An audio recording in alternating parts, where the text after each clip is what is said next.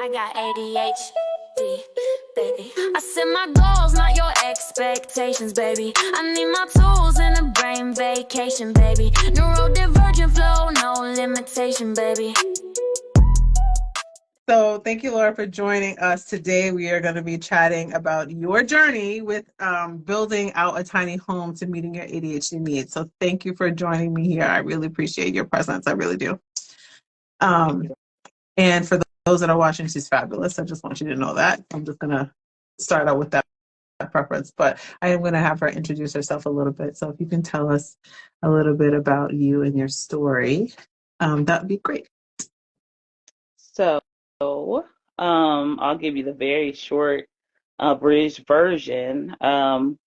A couple of years ago, I would say after, the world shut down and we were stuck inside and everybody's reevaluating their life and all that kind of stuff, in case you weren't there at that time. Right. Yeah, so what I gleaned from it, I really was having a hard time. I lived alone and I had great neighbors up until a month shy of the shutdown.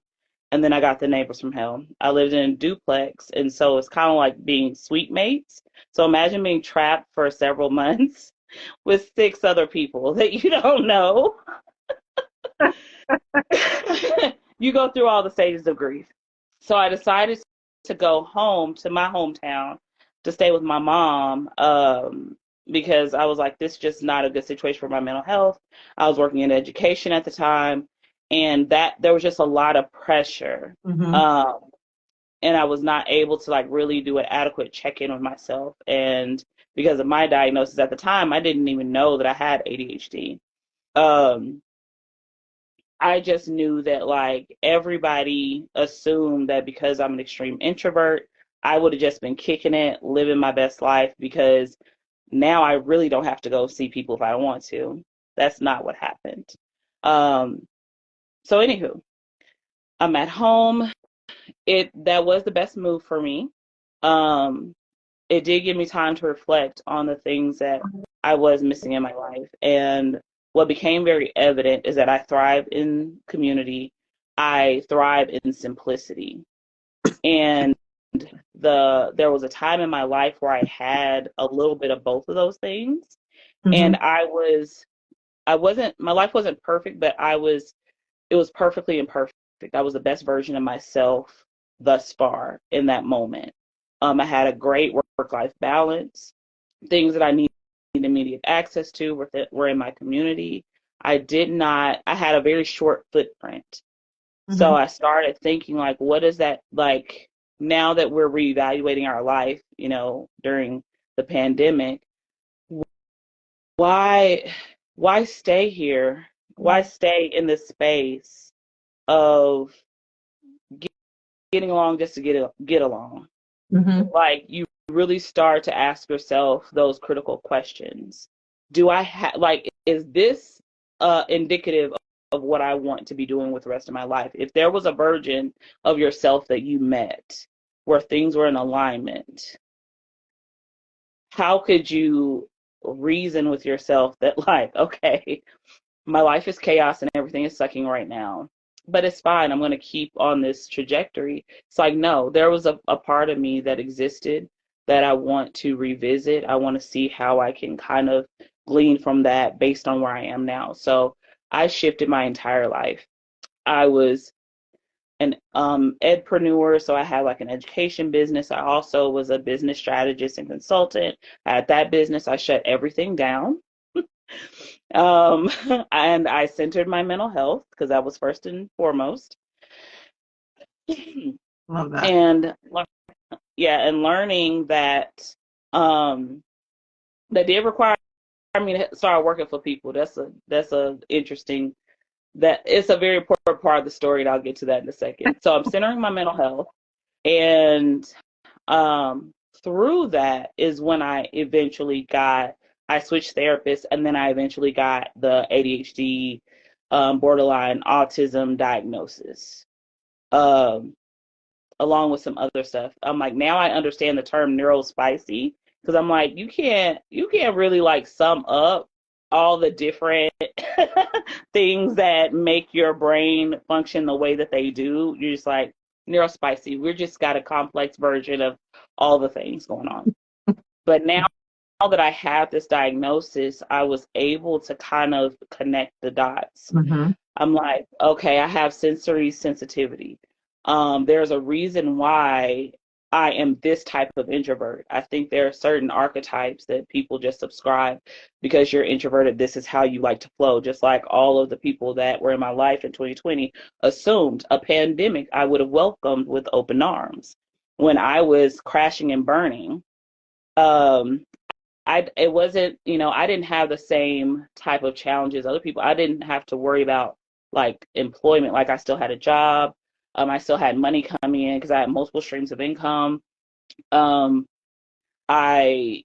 had nothing that kept my life sustainable was in jeopardy, but something was going on nonetheless.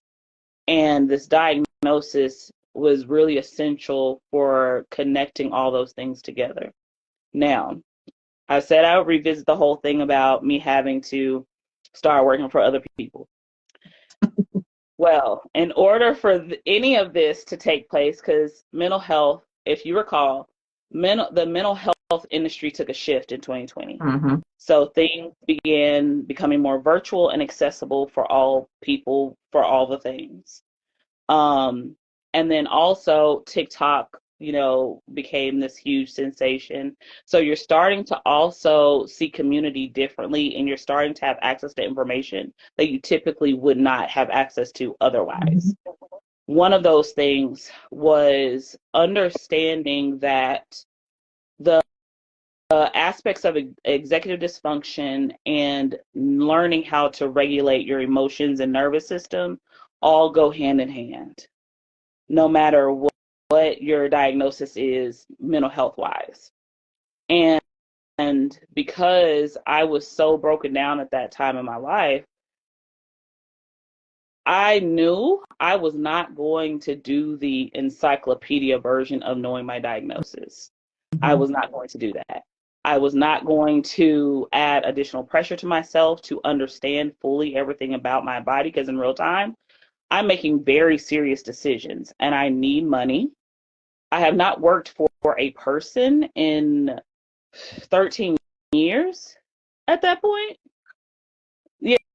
Yeah. And so there's a lot of energy that's going into that. And mind you, I'm also in this whole way of thinking of needing to really put my energy solely on my mental health. I relocate. So I simplify my entire life. I give away stuff, donate things, like all of my belongings now can fit in a 10 by 20 storage room. Because I did not need, and I was fortunate enough that I had family friends, my godparents. I don't live too far, about 30 minutes out. And I was able to move in with them. I did not have to worry about bills and things like that. So all these things were super essential.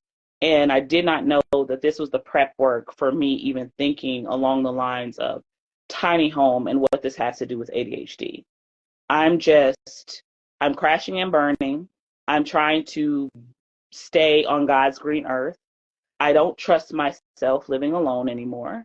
I don't trust myself to have too many obligations that I need to balance. Mm-hmm. And I need to connect to the parts of my history that represent joy and safety and stability for me. So once I was, yeah. So once I was able to do that, so now we've gone from 2020, now we're in 2022. So it took 2 years for all those steps that I just told you to happen. So this was not a quick something, because keep in mind, I've been an entrepreneur for like over a decade. I worked in education in all the realms other than being a superintendent, a principal, or a janitor. I've done all the things in between. So I could not just abandon everything overnight in order to shift into this small way of the simplified way of living. It took a lot of planning and a lot of conversations. So by 2022, my family was already aware of my intentions. I had already figured out how to safely offload and shutter my businesses. I had already solidified a stream of income. It wasn't as much as I was making before working for myself, but like, I'm not going to starve to death. Mm-hmm. I'll have shelter for a limited time, until I can move. So there were critical parts to that. And then the fall of 2022. Oh, and then I also decided that I wanted to get back into my artwork. I wanted to get back into um, like just being creative. I've been like in a corporate space for a long time. So that was another part of the thing. So I was able to kind of manifest all those things. I relocate October of 2022, opened my art studio, just through divine manifestation, got a job, another part-time job at a pottery shop. And now I'm like sitting with myself and I'm like, you are completely nuts. You're making a transition. You're making a transition. Making a transition because my life does not look anything like it did a year ago. But now I'm in that space, not having all these other things that are distracting me, to start thinking more critically. And the idea that kind of sparked the tiny home and all that stuff came about because in this healing process and working with my therapist, I realized that there was a dream that in all of this I aborted. Mm. Wanted to create intentional cooperative living for people who who um who are family oriented, community oriented, and who live by the ideology of being interdependent. That's what I grew up with in my childhood, living in a small town. That's what I saw mimicked in my mother's relationships with other Black women. And that's where my heart was in so many different parts of my childhood. And I had this level of thinking when I was in the 4th grade. Wow. That's where my identity, as far as being community minded, started developing. Somewhere along the way, because I'm almost 40 now, you forget those childhood dreams, right? And I really had to challenge that belief. I'm like, I would still love to do that. I would still love to do that. And by this time, I've had all these conversations and I've learned more about all these tiny home communities happening. And the more I research about tiny homes and what it would mean, and like I said, getting into, my own mental health journey, I'm like, I've already given away over half of all my possessions. Like, I've offloaded it. I'm fully committed at this point to just see how this goes. If anything, this does not work out, I can at least say I didn't abandon another dream that I had. Oh, wow. I'm not even going to touch that right now. So that's how it all started. I apologize if you see my peppermint. I spent 2 weeks with like the flu and like respiratory infection. So, but so I'm still recovering. But yeah, so I didn't want to abort and abandon another dream that I had, because you start to learn the older you get, especially after going through on the other side of a pandemic, you really start to realize how important it is to have dreams in the first place. Yeah. Yeah. Like, and how we take it for granted. And that's a privilege. You know what I'm saying? That's a privilege to be able to like navigate and go through life and just like, doing your thing. And then all of us, and have the agency to make several different decisions about your life. A lot of people don't have that. So when it comes to your own personal vision, your own personal identity, and the dreams that you have, I feel that it's so much, it's all wrapped up into how you see yourself and how you see yourself showing up in the world most authentically. So that's why it was extremely important for me not to bypass why that moment, that vision I had all throughout my childhood came up in therapy. I couldn't bypass the emotion and the passion attached to it because I had so much conviction at 8, 9 years old. Like it mattered. I knew at 8, 9 years old that I would adopt children one day, that I would work with kids who were in need. I had that level of clarity at that age, and I needed to get that back. And so this is 2022. All these things coming to light. Then we get into 2023, and I'm like, this little small town I done moved to, I'm like, I'm over it. I'm over it. We need to leave. Like, exit stage left. Like, everything shuts down at 8. I mean, you could ask everybody who was around me at that time. They will tell you. They will be like, how is it? I live in Central Arkansas, specifically in Bryant. And people are like, how's it going? Like, your life seems so cool now. And I'm like, I'm struggling financially because I don't have the same type of money I had. My mental health is still not the best. And and everything shuts down at 8 o'clock at night. So, and they don't have iced coffee. I'm suffering. Okay. I'm suffering. And so and this is a key part to all this as well. And we're going to get to the tiny home and the ADHD. But when you recognize that there's a vision and a purpose that you need to chase after, I was always taught God allows you one crazy friend. And that person needs to always know what your vision is, because they will never let you forget it.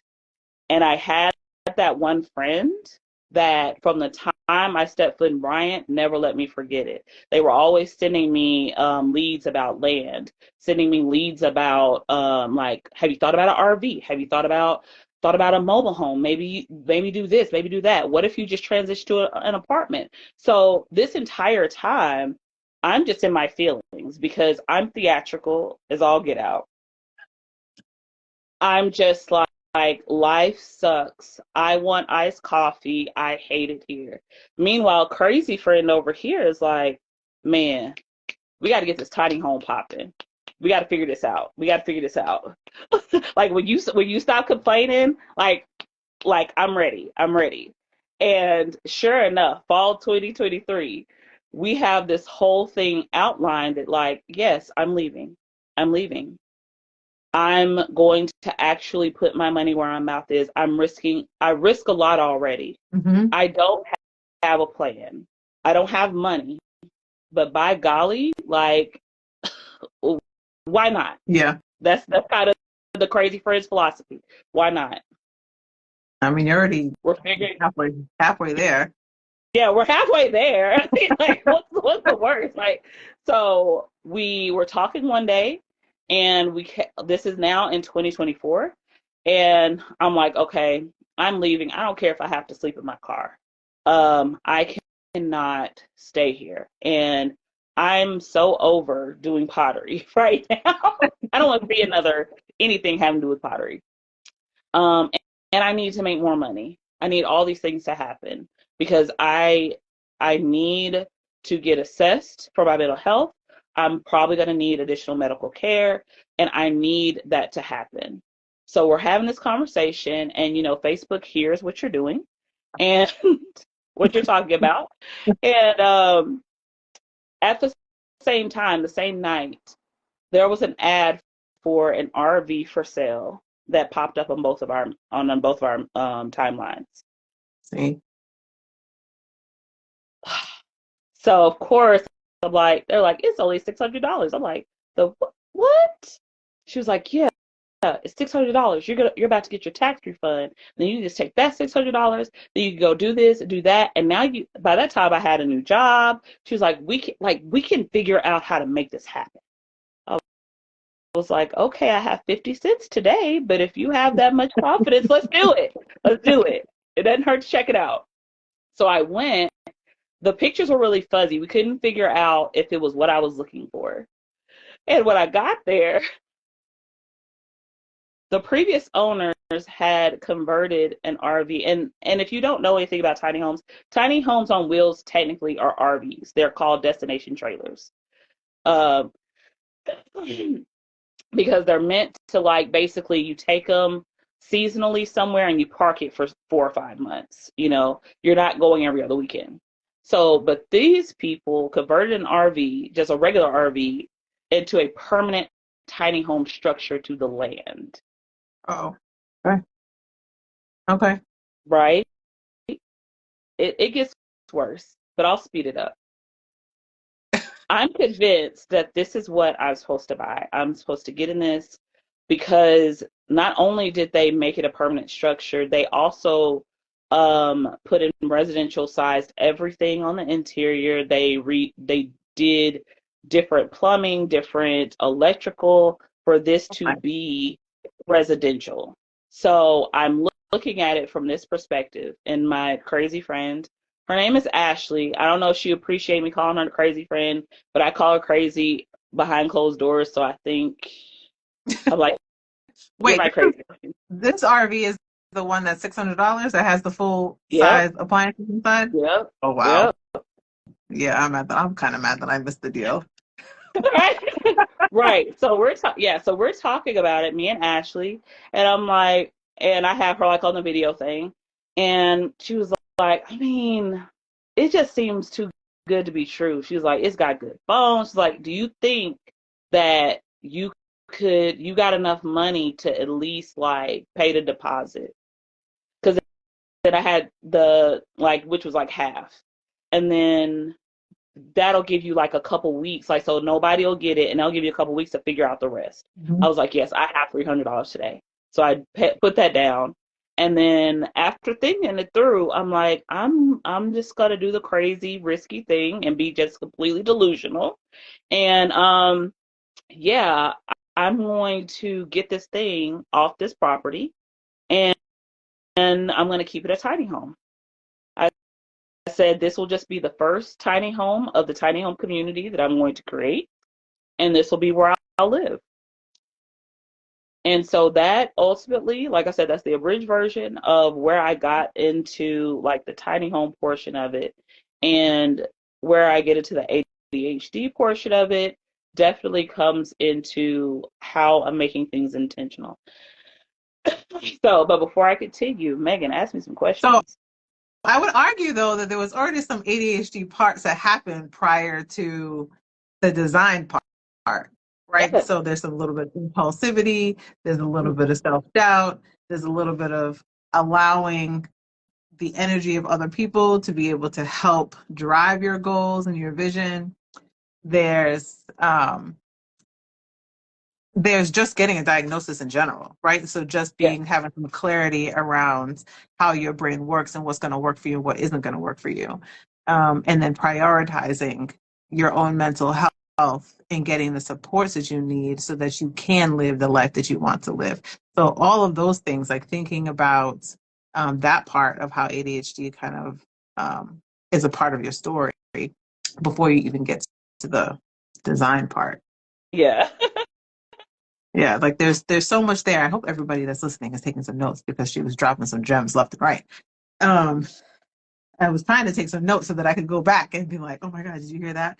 But I love the part you're talking about, like centering your mental health and like the level of self-reflection that you're doing, especially, I mean, we had the time, right? Like we all had the time during the pandemic to do some self-reflection.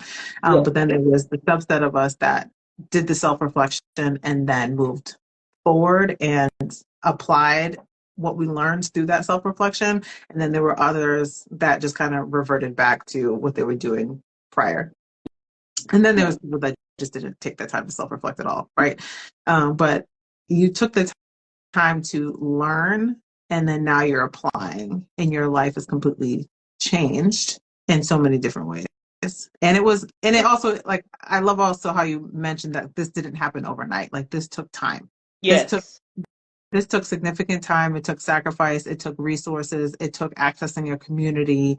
It took leaning on to relationships that you may not have necessarily wanted to lean onto, or just relationships that surprised you that you couldn't lean onto. But a lot of it started with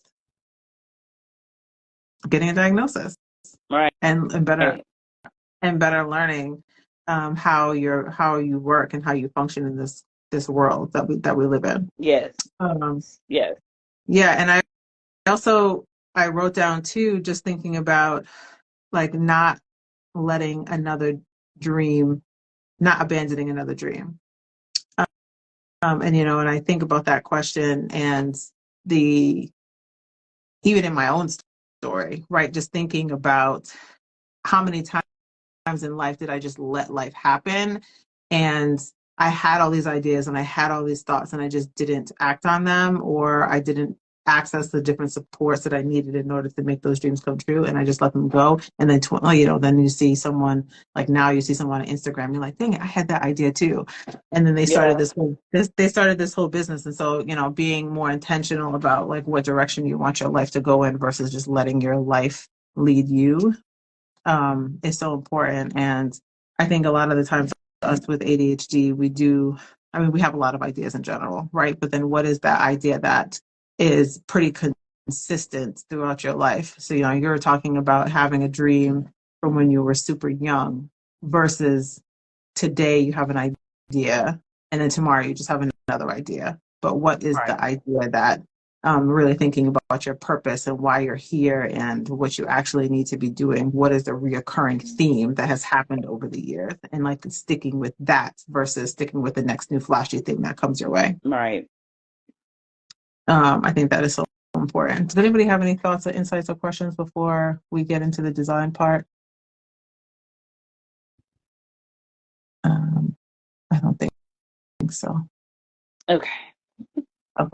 Yeah, so now you have this new tiny home, and I'm like, this is such an amazing deal. Like, you're so stuck on the $600. Like, yeah. And that's why ADHD being impulsive. I'm like, man, because what happens, right? You see all these different ads, and then you feel like I have to get this now. Yeah. And if I don't get it now, I'm never gonna get it. But like the difference is yes, there was the deal, and yes, like it could be like some level of impulsivity happening, but at the same time it's connected to a deeper vision and a deeper purpose and a deeper goal. It's not just some random RV that you just are buying, right? And so I think that's the difference between me going on there and seeing all these ads and be like, oh man, or me going into Joanne's fabric store like I did yesterday and seeing that, just racking up, like I did yesterday, and see that it's closing down, and then they have all these things on sale, and having to really have a deep conversation with myself and saying, like, you don't need to buy every single last piece of fabric in the store. Yeah. Right this second. Is this connected to anything that you're actually working on right now? And do you really need this? Or is this just some impulsivity experience that you're having? And it was definitely an impulsive experience. Did I buy something that I didn't need to have? Sure, but I limited it. And it's still in the trunk of my car because I haven't even brought it in the house yet. So then I really didn't need it, right? Yeah. But it was small, so I limited myself. And so I just, I love that intentionality there. But so now thinking about, like, now that you have this place, where are you in the process? And then how are you designing it to meet your different needs as a neurospicy individual? So where I'm at in the process is that now that I have a vision for, like, the design aspect. Now that part did take a minute.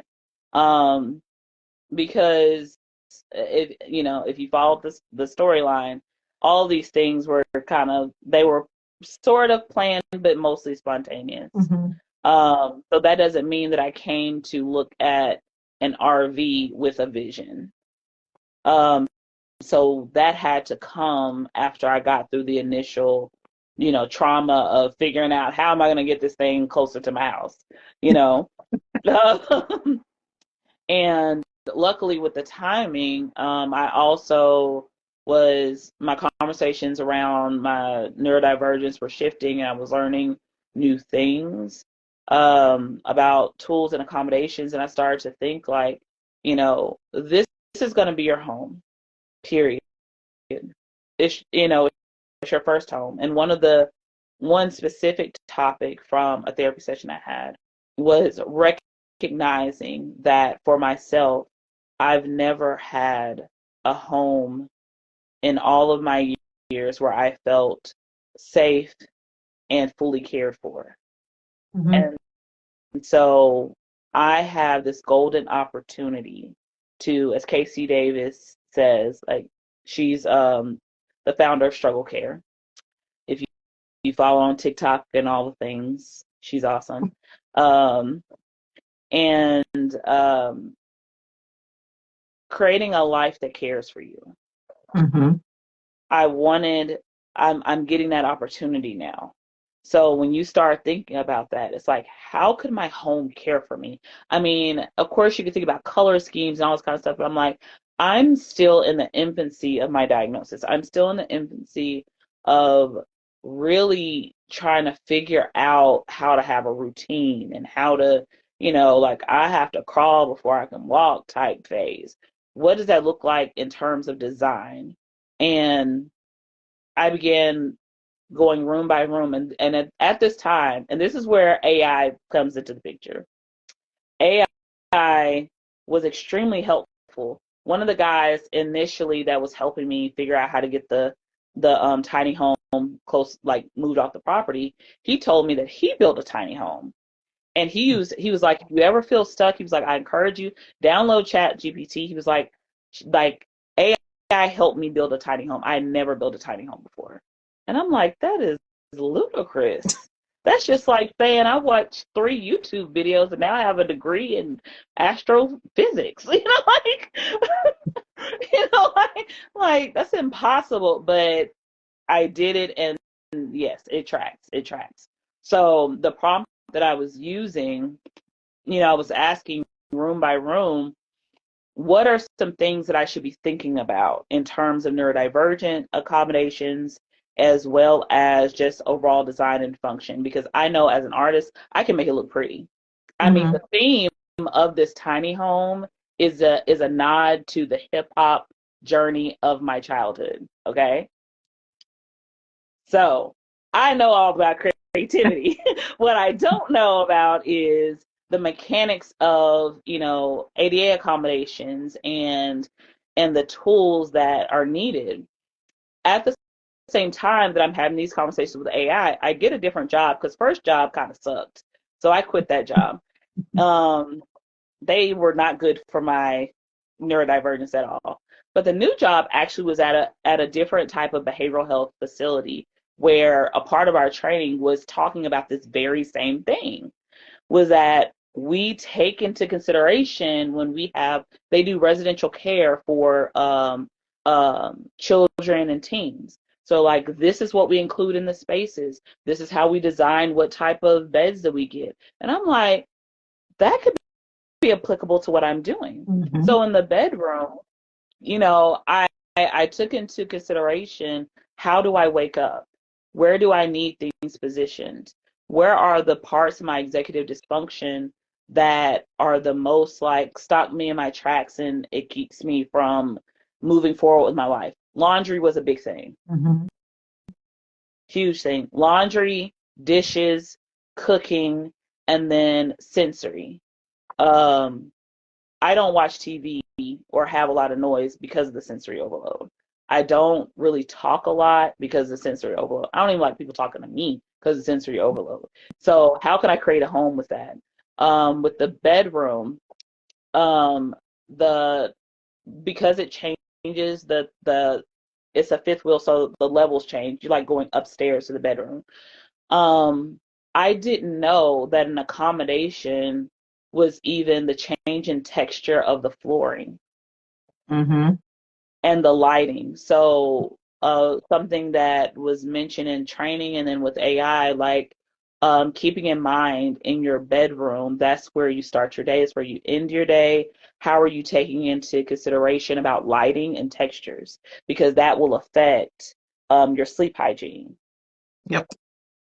So making sure that I'm purchasing lights that allow me to adjust them electronically as well, like from my bed, and making sure that the floor textures are accommodating from going from the lower level into my bedroom, so that I'm regulating my nervous system as I change spaces throughout my house. Oh, I love that. So is it like, you mean that's the texture on the floor and the stairs that go Yeah. up?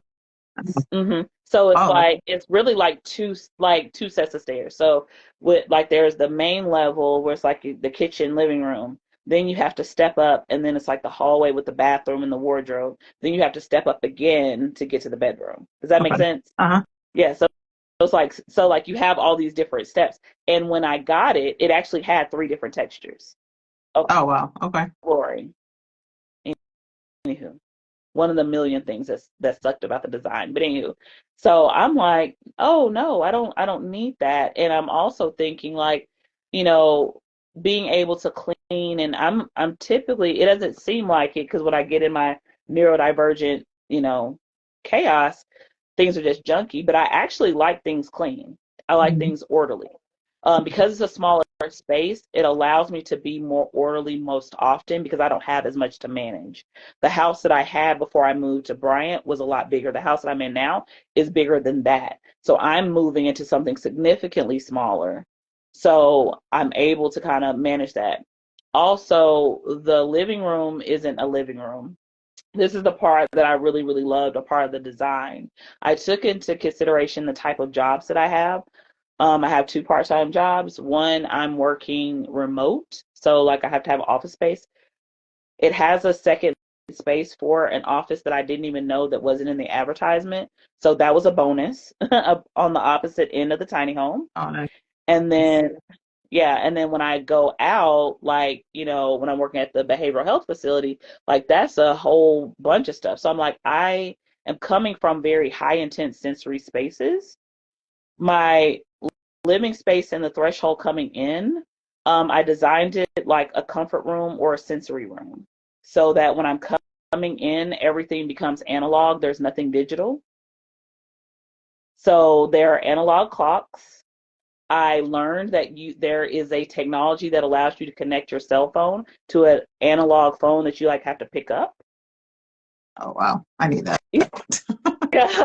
So like when I'm at home, like you can call me, but I'm not gonna get on Facebook. I'm not gonna get on all these things because I need, I'm not gonna scroll because the first thing that I see is a locker for my devices. Mhm. And Nice. so, yeah, so all the textures Mhm. are textures that are soothing and calming. The lighting is lower coming into that space, and there's also natural light in that space. So I'm able to kind of make that the center of like, okay, this is where you pause coming in, this is where you pause coming out. Just thinking about just the flow of my day was also very essential. And then the other really cool thing that I liked about how I got to design with ADHD in mind was in the kitchen. So I wanted more kitchen in the living room. I was like, okay, I'm going to be here by myself. I can design it however the heck I want to. I wanted to get back into cooking for myself, but I'm like, I'm not a chef yet. And this is a tiny space. So I have basically 2 kitchens in one. One Okay. aspect of it, I took out all the dining room stuff, and one side of the kitchen is, I call it a break bar. So Okay. everything that I need that's like super quick, and all I have to do is either pop it in the microwave, or I make a quick drink, or I just need a quick snack, are all in here. But it looks like a cocktail bar, or like oh God, I can't think of it. Like a cabinet. Like you wouldn't Okay. even know that it's got a whole separate refrigerant, like cooling system, like a whole separate everything. Um, Because one of the things that is difficult for me when I have high anxiety or I have very low mood is that it affects the frequency of like me eating. So I mhm. had to have something built in that made food extremely accessible. And the types of food that I like that give me fuel, I had to figure out how can it be prepared or refrigerated or whatever, what that looked like. So that whole section is powered to function just like that. So I'll never be in a position where it's been 2 weeks and I've only had a granola bar and like a bunch of Red Bull. And Yeah. on the opposite side is where I actually get to cook and all that kind of stuff. But here's the great part about that. Being able to talk to people about appliances and how appliances are designed to work, I realized that the appliances that were in there, they all had to go. They were not neurodivergent friendly. I needed things that when I went from cooking to prep to things like that, that as I'm doing those things, that it was only one step to it being cleaned or being stored. So by the time I got done with a meal, there is no trash. There are no dishes. Does that make sense? I mean, it makes sense theoretically in my head, but I need a visual.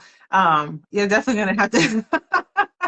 You're definitely gonna need to share some pictures. 'Cause I'm trying to think. I'm like looking at Yes, my yes, stove and. I want, yeah, when everything's in, like I'll share the visual. So basically, like, so you know the triangle that's in the kitchen, like every kitchen is Yeah. designed with that triangle, right? Hmm. So think about a neurodivergent mind. That triangle to us really looks like an octagon. Because when you are in the kitchen, you don't just stay at the sink or then just go to the refrigerator and then just go to the stovetop. At Right. least There's, I don't. there's so many things in between. I think my kitchen is really small, so like you literally, Yeah, it's like one arm length away. yeah. So that helps. So I made sure where I prep food, the the the the oh god, the Revachel is the brand, but it comes out like it pulls out, like your cutting block pulls out of the cabinetry.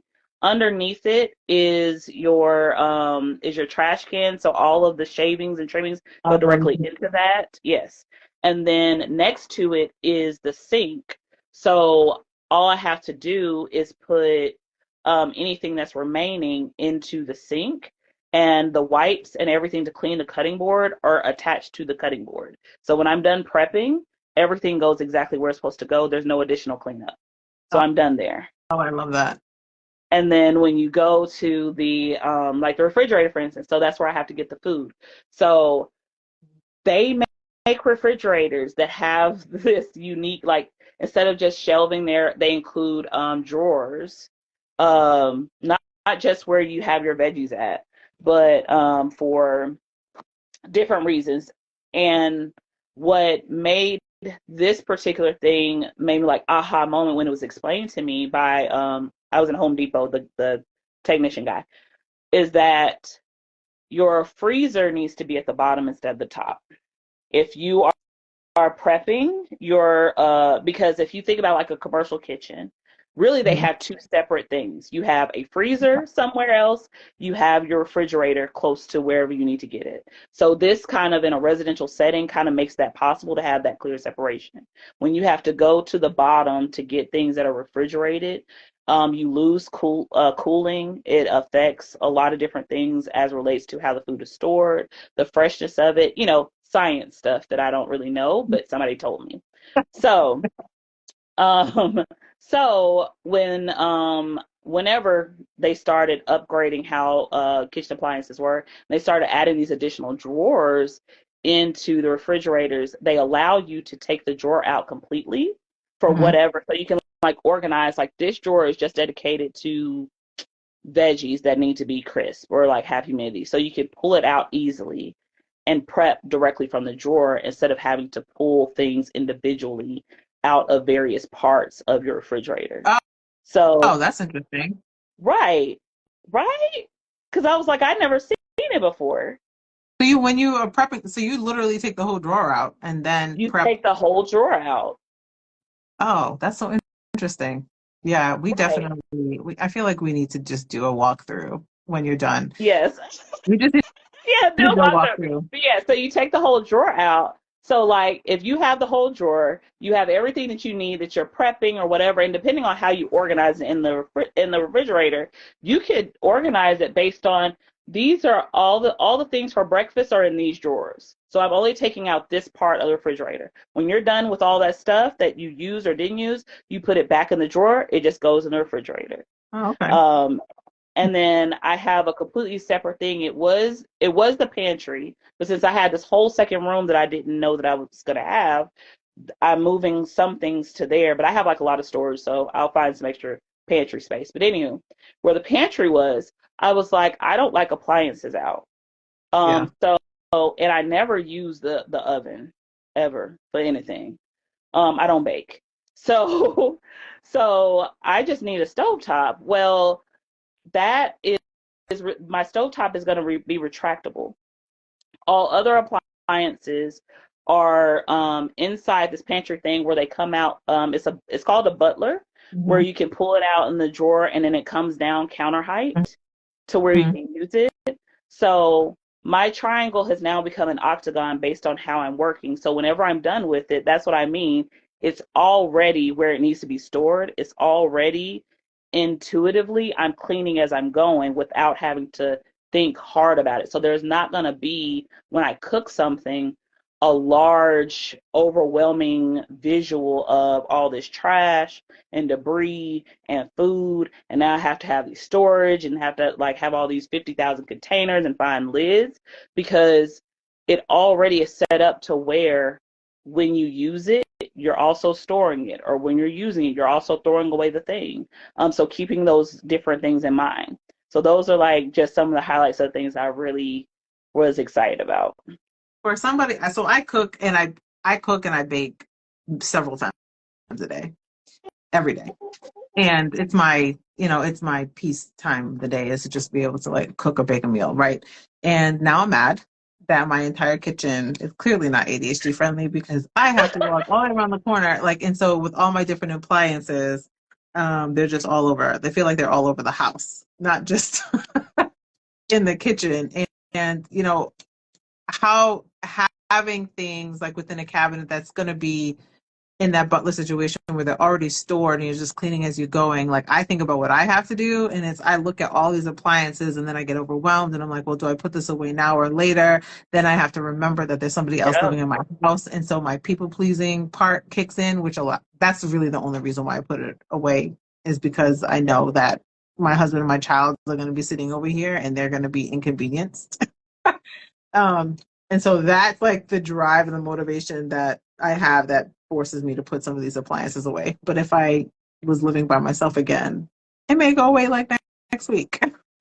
Or I do leave it on the counter and then my husband magically Yeah. puts it I mean, away. But if and there the was thing about it is like systems with it put being in place, attached, it helps with that though. huh? I said the thing about it is though, like with the appliances being attached to the butler, it Yeah. you know what I'm saying? Like magic. Yeah, it makes it easier. Because I've seen some kitchens too that have the appliances are kind of tucked away behind like a Yes. door. That would be They're another like, combination. yeah, so in my head, that's what I really want is just like a hidden space where I can stick all my appliances and then I just pull down the little, what is it, like the garage door? Yeah, yeah, I don't, it yeah. has like a real name. And then it just tucks behind so that I can just use it. That's my real vision. But yeah, I definitely did not, and I designed my kitchen too, and I definitely did not design it, but it was also before I knew that I had ADHD. So there's that. Oh, and everything in Um, the main area is dry erasable paint. So I can write anything on anything if I want to on any wall in the main area, including the cabinetry.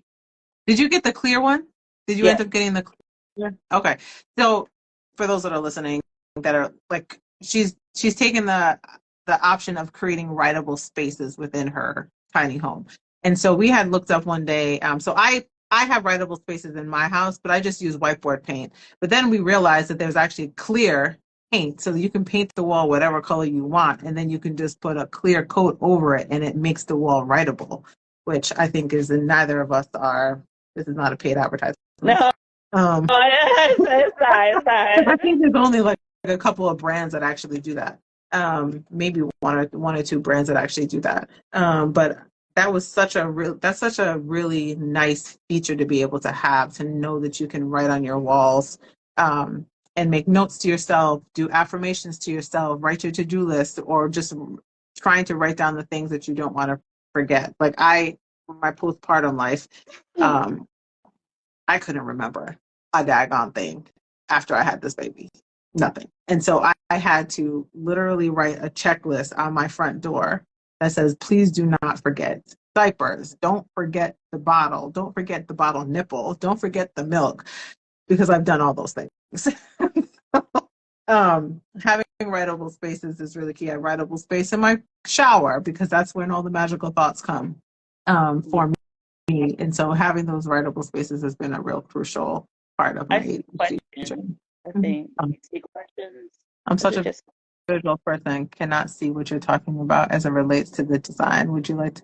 Yeah, so I know we're all visual people over here, but we are going to, and the replay of this is going to be on YouTube, and we'll try to add some pictures to the replay before we post it this time.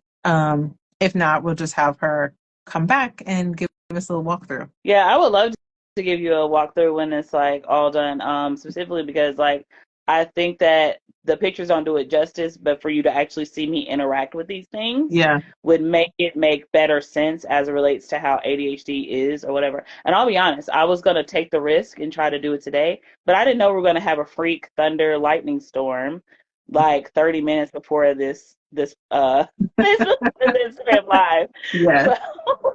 The weather did not allow us to do a tour today, but yes, Laura is going to come back and we're going to do a little video walkthrough, and then if we do have any pictures, we'll share those pictures too, which would be great. But yes, it's so important to think about how you're accessing your space as a neurodivergent individual, right? And so where are the things that you need to use on the regular basis?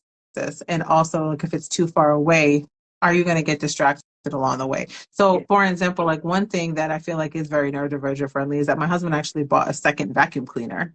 And so there's one upstairs and there's one downstairs, because what happens is that I'm like, oh shoot, this rug up here needs to be vacuumed. So then I go downstairs to get the vacuum, but then I see 10 other things that need to be done first. And so by the time I get to vacuuming up the upstairs, it could be that same day, but it also could be a couple of days later. Right? Because I'm getting distracted along the way.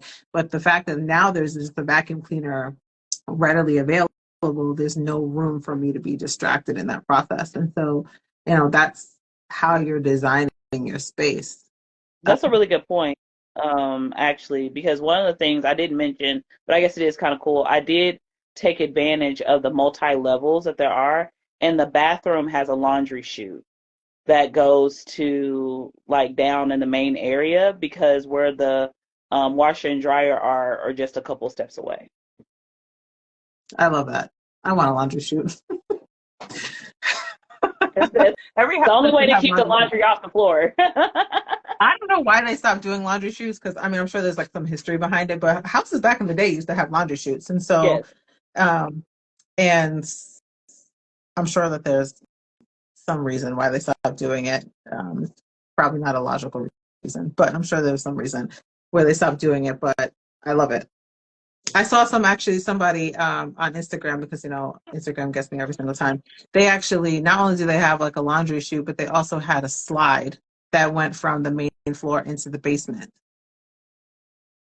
And so you open up like their utility closet, or like the storage closet in the kitchen or in the side in the hallway, and it goes down into the basement, and it's like one of those playground slides. Wow. And I'm like, that would fulfill all of my inner child sensory needs. That would be the only way that I go down. I would just find a reason to go down. I'd be like, I left my napkin that I need for napkin things. Mm-hmm. Let me go down to 5. Mm-hmm. Yeah, but there's so many unique things that you can do to design your space to meet your needs. And that's your home or your, I mean, if you have the option to do that for the office. But I mean, there's a lot of, I mean, this is a whole industry, right? Like industrial design is a whole industry. People go to school for this. And you know, when businesses are designing their workplace, that's why you see all these new new models and how we're designing offices to meet hybrid needs, people that are working in the office, people that aren't working in the office, to adjust to meet everybody's neurological differences. Some people like to be next to the person when they're talking to them, I mean, when they're working with them, and some people don't. And creating those like individual rooms where people can have quiet space. But there's a lot of work that I think that in particular fields that they're doing to help meet the needs. But I love that you're being intentional about designing a space for you and to meet all of your neurospicy needs. And I'm sure we didn't even get to all of them. But when we do the tour, because you're going to come back and we're going to do a tour, yes, we can talk about all those things again. Yes. And then I can give you my hip hop playlist because because I just had to be extra and have like each room have a QR code where you can download the. So each room has a playlist? Yes. Oh my God, I love it. We have to stop talking. I have to go. And and you have to go. I love your house. I want to live there. And you know, if anybody's listening and wants somebody to design their space for them, go ahead and reach out to Laura. She will help you with that. Okay? It's not even her business model, but I'm just putting it out there in the universe. Well, thank you for having me today. Yeah, no, I really appreciated you coming on. And again, we'll put the replay on YouTube. We'll see if we can attach some pictures. I didn't see anybody else have any questions before we drop off. Oh, wait. Nope. That was just the one individual. Does anybody else have any questions before we hop off? No? Or feel free to send me a message if there's something that you want me to elaborate on or you need some support or one way or the other. Some of the things, we do have some additional lives that are coming up for the rest of the month. So we have one every week. So we're going to be talking about, what are we talking about this month? We have a nurse practitioner coming in to talk about ADHD and meds. We are going to be talking to an entrepreneur. And then there's one other topic that I can't remember. But if you go to my page, the calendar is there. Make sure that you set an alert so that you can know when I'm coming on live. I might also just randomly come on live anyway and see what happens. I'm also finished up my goals workbook. And so this is finally happening. Yay! And so we'll be posting, so next Tuesday and Wednesday, we're going to be doing a goals workshop. So thinking about how to identify and really accomplish your goals for 2025. And so there's half intentionality, half circumstance, but we're going to be, in terms of when this goals workshop is actually happening in March versus January, because we want to make sure that, you tried it. You tried to accomplish your goals in January, and where are we? And so we're going to try to make sure that we create some intentionality before we move into Q2, because that's creeping up very quickly. And so look out for the details on that. Will be coming out soon too. But thank you again for joining us today, and I will talk to you later. Bye, everybody.